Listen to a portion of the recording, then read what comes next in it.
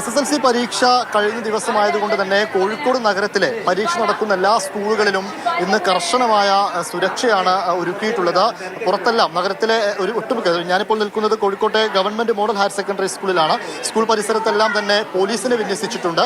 അതോടൊപ്പം തന്നെ പ്രത്യേക നിർദ്ദേശമുള്ളതുകൊണ്ട് തന്നെ ഈ പ്രധാന അധ്യാപികമാരെല്ലാം ചേർന്നുകൊണ്ട്, പ്രധാന അധ്യാപികയും മറ്റു അധ്യാപകരും എല്ലാം ചേർന്നുകൊണ്ട് ഈ രക്ഷിതാക്കൾ വന്നാൽ മാത്രമേ കുട്ടികളെ പറഞ്ഞു വിടുകയുള്ളൂ എന്നുള്ള രൂപത്തിലാണ് കാര്യങ്ങളെല്ലാം മുന്നോട്ട് കൊണ്ടുപോകുന്നത്.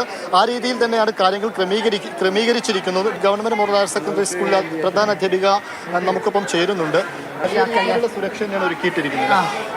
സുരക്ഷ തന്നെയാണ് ഒരുക്കിയത്. കാരണം പ്രശ്നങ്ങൾ ഒരുപാടുണ്ട്. അടിച്ചു തീർക്കുക, പൊട്ടിക്കുക, വസ്തുക്കൾ നശിപ്പിക്കുക ഒക്കെയാണ് പരിപാടി. ആ പതിവ് രീതി ഒന്നും നടപ്പില്ല.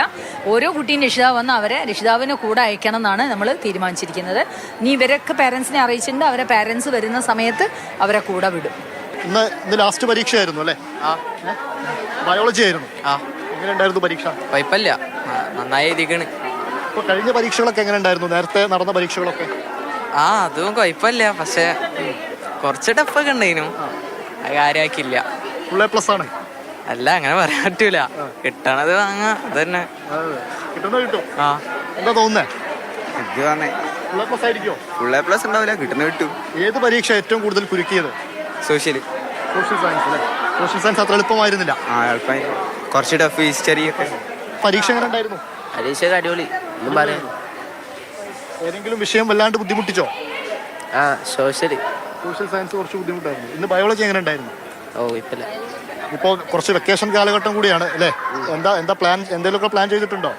ഫുട്ബോൾ ക്യാമ്പിന് പോവാ, അത്ര. പിന്നെ വേറെ പരിപാടി ഫുട്ബോൾ കളിച്ചിട്ട് എത്തണം. ഫുട്ബോളാണ് മെയിൻ. അങ്ങനെ എല്ലാവരും, എല്ലാ വിദ്യാർത്ഥികളും പല ആഗ്രഹങ്ങൾ കൊണ്ടൊക്കെ ഇവിടെ നിന്ന് പരീക്ഷ കഴിഞ്ഞ് ഇറങ്ങുന്നവരാണ്.